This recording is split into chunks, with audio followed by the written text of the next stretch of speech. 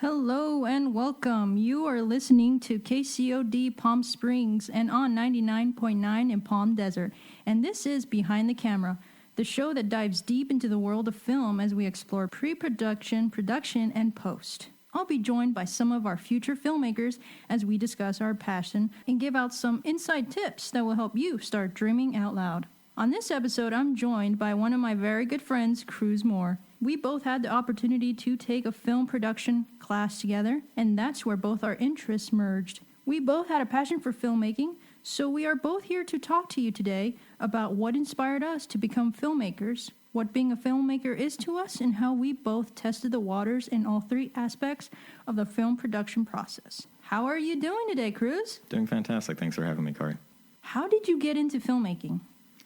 That would have started when I was around 3 years old. My grandparents got me into film incredibly early, and they introduced me to the classics of cinema like The Sound of Music, Jurassic Park, Jaws, things that are really iconic and have stood the test of time for cinema.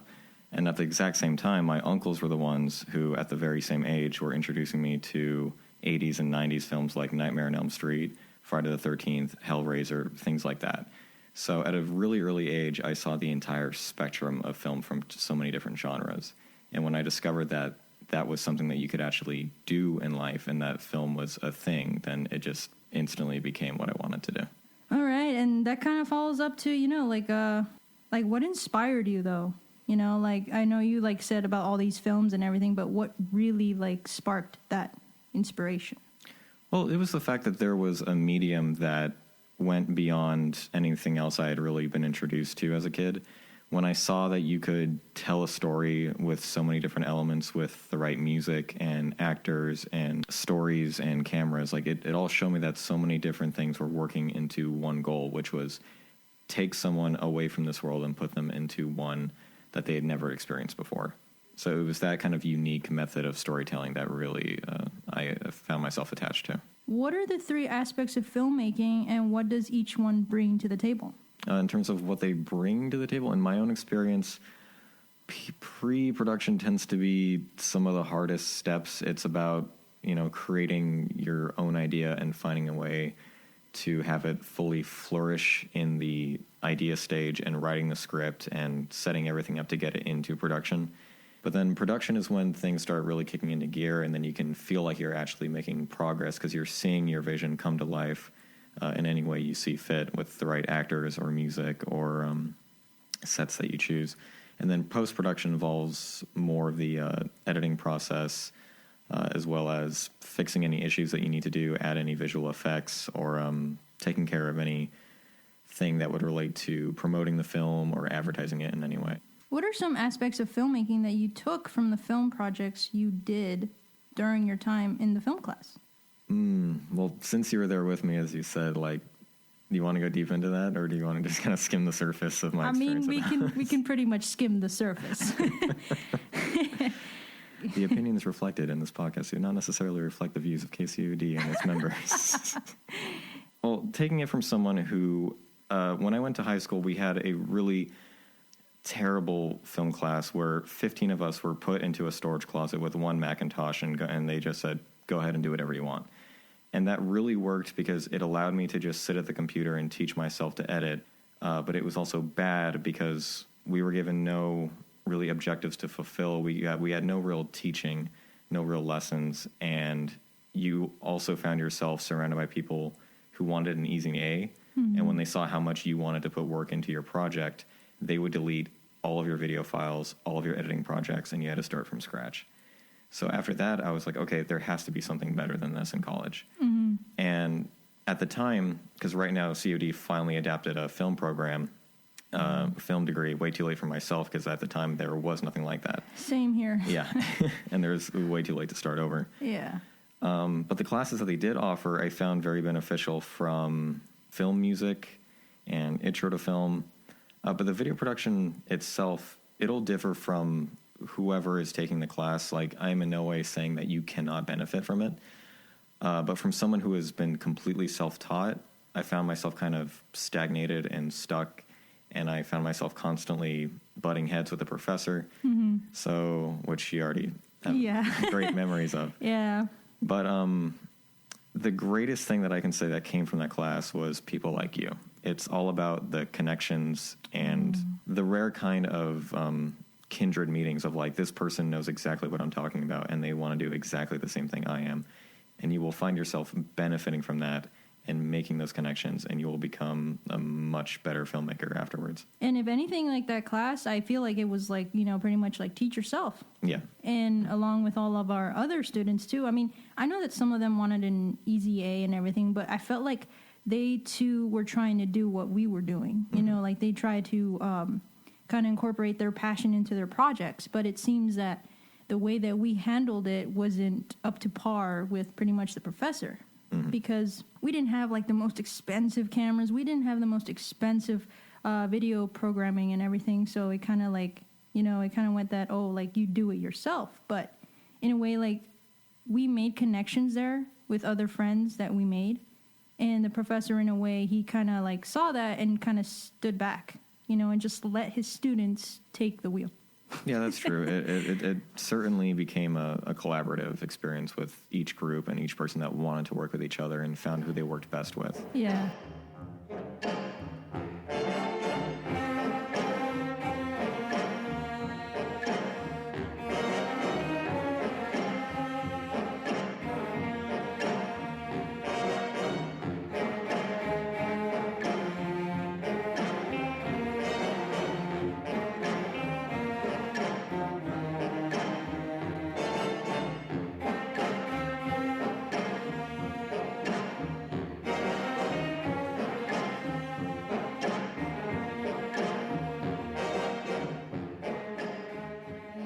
Listening to KCOD 99.9 Coachella FM, and this is Behind the Camera. I'm here talking with my very good friend Cruz about our passion for filmmaking and the process behind it, and our fond memories of our filmmaking class. Have you done a film project that wasn't an assignment for our class? Yeah, absolutely. I've been working on independent film since I was 16, just once again self-teaching and putting videos on YouTube, and then as time progressed, just working on more complicated and more intricate projects as time went on. So that's why when I got to the film class, I felt stagnated because we had to start off with, what was it like? It had to be silent and told in 5 shots and less than 30 seconds for our first project. That was pretty hard for most of us. Yeah, I see the benefit of it, and I see the limitations and how to overcome them, but when it came to me, I was like, but I have like so many in my back catalog that I could show, and that's not what I want to do. And so, but yeah, that's what I've always been doing. And my most recent big one has been my full feature documentary, Look Closer, The Rise and Fall of Robert Benfer.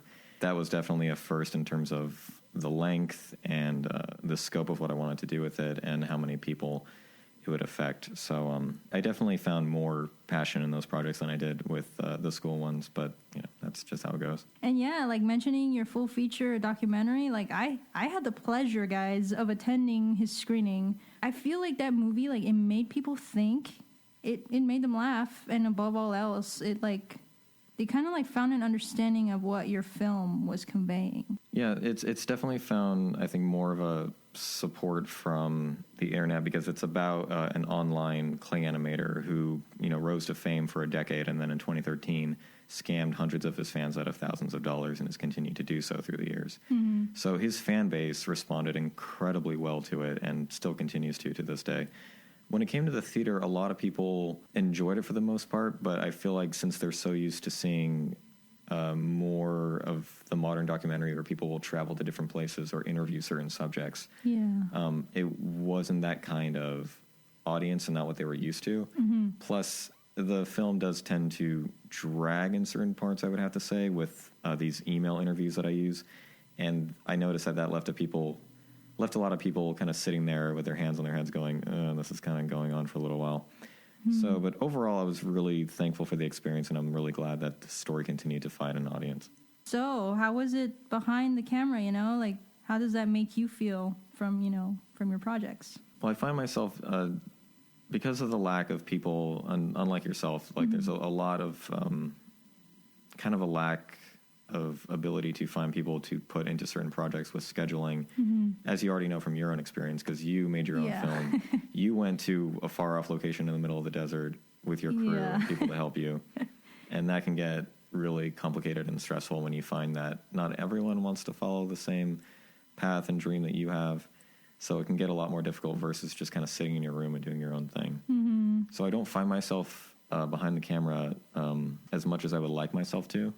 But in the times that I have, the people that I worked with have constantly been in support of what I've done and always lend their best talent that they can. So it's really beneficial in a collaborative way. I think filmmaking is a great way to put yourself out there and get a lot of social experience.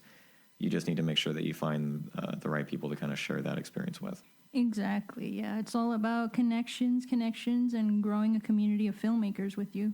What were some challenges you had to face to bring your visions to life? Pretty much it kind of correlates to any of your projects, your future projects. Technological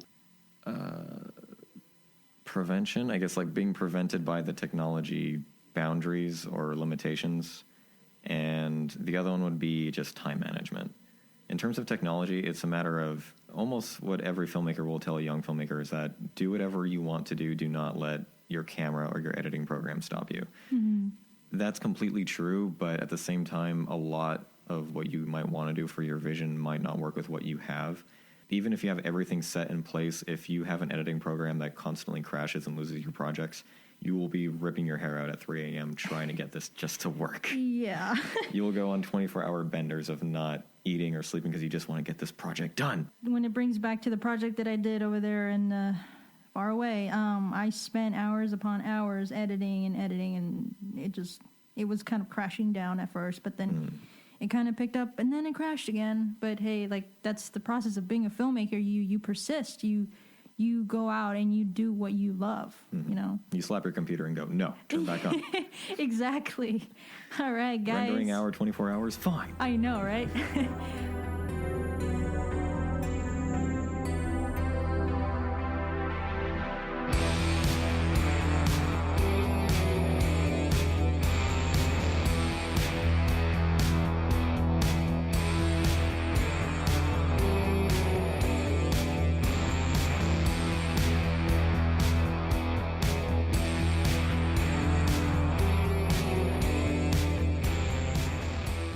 Listening to KCOD 99.9 Coachella FM, and this is Behind the Camera. What advice would you give to anyone chasing after their dreams? I would say keep putting effort into your film every single day as much as you can, whether it be writing a script page or creating a list of contacts for acting or production, editing a scene, choosing music. Put effort into it every single day, because if you stop yourself at any moment and just leave it be and go, I'll just wait for tomorrow, I'll wait for the next day, it's going to become stagnated and it's going to fall behind, and eventually there's a chance that you could lose interest. But if you keep pushing yourself at it, it'll never go away and it'll always stay in your mind.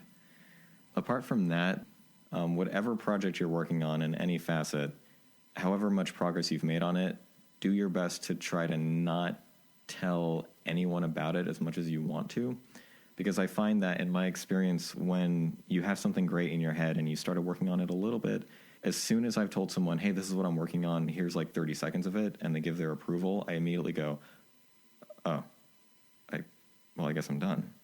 Because as soon as they give that thumbs up, it's like, oh, well, then I'm good. And then the project just never goes anywhere after that. You get this immediate gratification that I feel can stop you in your tracks. So I'd recommend kind of holding your cards close to your chest as much as you can, depending on who you are. What are some tips we can give to our listeners that, want to become filmmakers? Well, like I said, just putting work into your project every single day as much as you can. I think time management is also another huge thing. Speaking personally, I'm someone who has worked as a projectionist for a number of years full-time.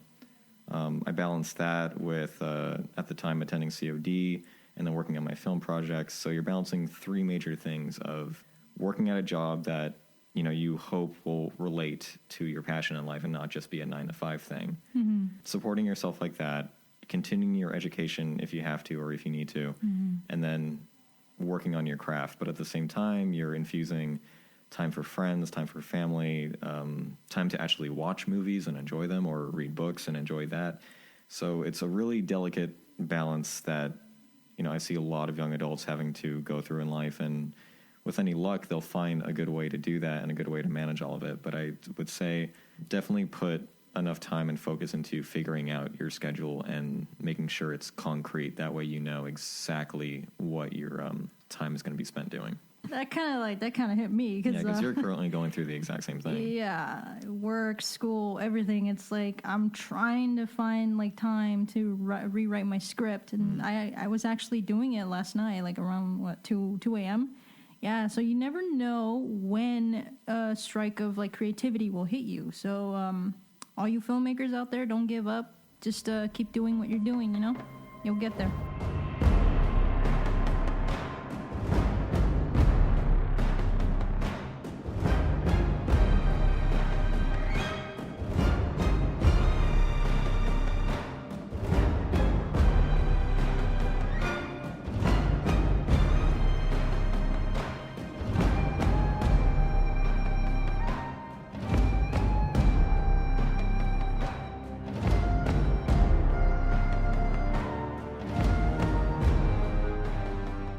Listening to KCOD 99.9 Coachella FM, and this is Behind the Camera. As a filmmaker, obviously there has to be some people in your life that inspired you to do what you love. Who would you say is that exactly? Well, like I said, when I started, it was my grandparents and my uncles who really got me into films, and it's completely thanks to them that they had the sensibility to show me not only the classics, but show me like complete rated R films at the age of 3. Wow. Yeah, it wasn't out of negligence in any way. It was simply out of, this is what he loves the most. He has enough intelligence to know that there's a difference between real and fake. And I asked them that recently. I'm like, I never asked you guys, like, why did you think it was okay to let me, watch a movie about a dream serial killer, tearing you into your own bed and then spewing you out in a volcano of blood? And they just simply went, well, because we knew that you were smart. We knew that, you would know the difference between the two. And, you were never afraid. You were never scared. You just watched and were fascinated. And that's kind of how it's always been for me, thanks to them. It was seeing how many stories you could tell, both the incredible and fantastic and the dark. It showed you more about what the world could be as a kid, rather than just a happy, positive kind of side. Apart from that, I would say the people who I run into who also have that creative side, who go beyond anything that I've seen from anyone else in my life, I would say, like people like you, I'm incredibly happy to meet, because it's like, okay, finally, there's people who can actually want to create in life. And I think the greatest people I can meet in life are the people who can create things for people to see and be inspired by. There are people in the COD acting classes that I've met that are incredible. My girlfriend Crystal, who I've been with for 6 years, like I met her in my high school writing club. Wow. And she was the in my opinion, the only person in there who, when I read their story, I just went, wow, this is completely beyond anything that I have met in this high school realm. So yeah, those have been the people who have kind of shown me that there's definitely a creative side in this desert. You just really have to go looking for it. Delve deep, huh? Yeah, there are diamonds in the rough, you could say. Favorite movie directors and why? Ooh, that's my favorite subject. Ooh, let's just go. On and on. All right, I'll start with one and you go back and forth. Okay. I think my main one would have to be Edgar Wright. He's famous for Hot Fuzz, Shaun of the Dead, The World's End, Baby Driver. He was the director that showed me that, because it was Shaun of the Dead that led me into film commentaries and behind the scenes and DVDs with all that stuff. Yeah. And listening to him and Simon Pegg talk about how they made the film and what inspired them, and how the film is infused with so many references and allusions and homages to other films, I was like, oh, so you can be a director and also be a complete film nerd at the same time. So he's inspired me ever since then. How about you? I would have to say Guillermo del Toro. Yeah, that's in my top 5, so we got that covered. Like seriously, I remember I went with my sister to the Palm Springs Film Festival, and this was like a long time ago. I had no idea at the time what a film festival was. And it was like packed, so many people there. And as soon as the movie started, I got this like, I don't know, like I got these chills. Like something like was about to happen. Like people were there for a reason. Yes, yeah. exactly. It wasn't just any film. And here I am sitting down, and I think I remember like I was like maybe like 12, and I saw these visuals and these like myth creatures and this, you know, girl, like, you know, pretty much like in this like town or something, or like with this captain. So we're talking about Pan's Labyrinth. Pan's Labyrinth, yeah, that's the film. And I just like, I remember going into it and just like being lost. Like I was like completely like invested. Like the entire people around me, they were just gone. I was just there, wide eyes, just like, oh my God, this is amazing. And then when I got home, I like did research on him, and wow, like it's amazing that he's like, he comes from my heritage and everything, and he creates what he loves, you know. And it's like I aspire to be that, you know, like be a filmmaker too, you know, from my hometown and everything, Mexico. Like, yeah, he's a great example of that. Yeah, definitely. All right. Do you want to give out another one, or? David Lynch is someone who I think is probably one of the most recent directors that I've looked to for inspiration. He's known for Eraserhead, Blue Velvet, and my favorite of his creations would be Twin Peaks, cult classic TV series that came out around 1990. Came back 25 years later with season 3, and it was just unlike anything I had seen before. So his unique type of filmmaking and storytelling where it's not so much about a cohesive plot, it's about different elements and styles infused into like a dreamlike state. And it really makes you question reality in so many different facets, and it's something that like I can only dream of aspiring to, because I don't think there's anyone else that could ever be like him afterward. Do you have another one?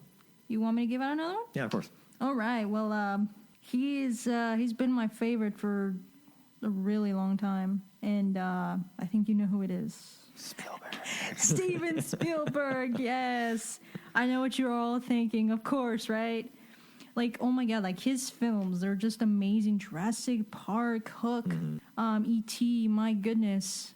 And Jaws. Oh my God. You know, I still have nightmares of going in the ocean because of him. Yeah, of course.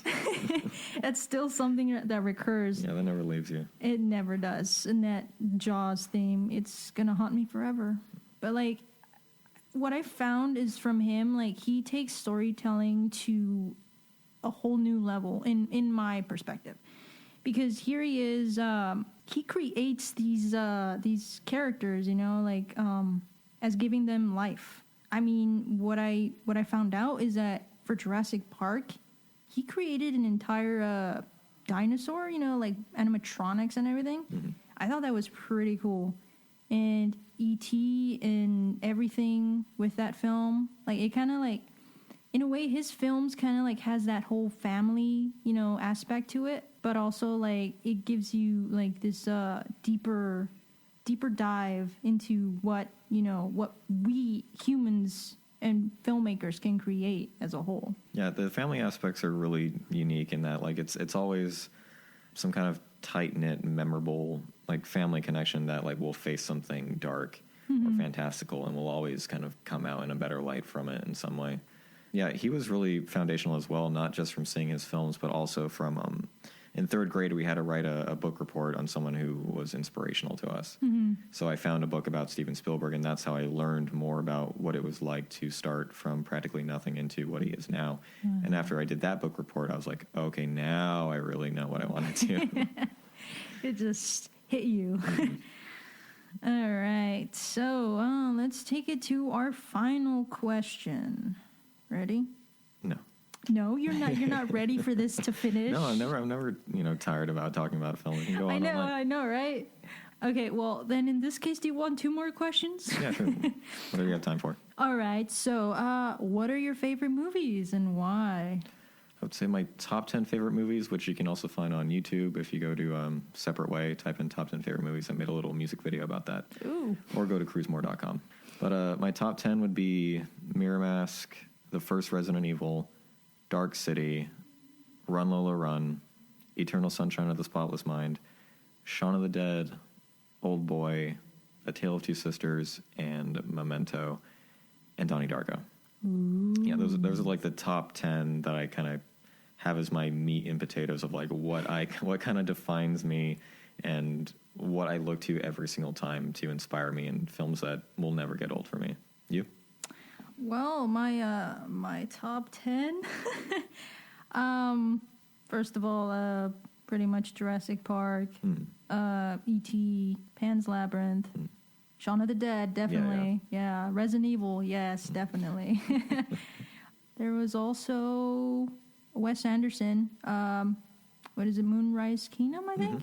That one was a really good film to me. What other films? It's like my mind is going blank because this is like becoming too much for me right now. So let me just pull up my Letterboxd list. My Letterboxd list, yeah. But there has been some films from the Palm Springs Film Festival that I really enjoyed, and this was literally these filmmakers that I got to meet and connect with. Their film is called Los Buscadores, and they're from Paraguay, and apparently they told me they never went to film school. They just did this on their own, and look where they ended up. Like that's one of my favorite films. There was another one too from them. It was called Siete Cajas, and that one was their first feature, and I was just like, I was taken aback by how good it was. Yeah, so that's kind of like my list. It's gonna add more, but I just have to have time to watch more movies. Yeah, they're all just swimming in your mind. It's kind of hard to just handpick every single one. I know. Yeah, international is a great way to find films that you would otherwise never see anywhere else, or have to wait years and years for it to get a release. Jupiter's Moon is definitely a great example of that. Like, it's so phenomenal. Was so beautiful. Did you finally get the chance to see it? Yes. Okay, good. That was so good. As a filmmaker, what do you hope people who watch your films in the future take away from your work?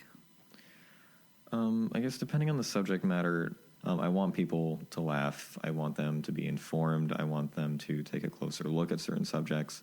Or if I eventually get to horror, I want people to be terrified or at least be scared in ways that they have never experienced before. So it's all about eliciting an emotional response from people and hoping that response will lead to them being inspired and leading to more responses. It's all about propagating the ability to entertain and inspire people with something that you have created from your own mind, and hoping that will continue the trend as time goes on.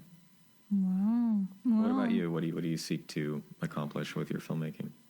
Wow, you put me on the spot right there. This was pretty much for you.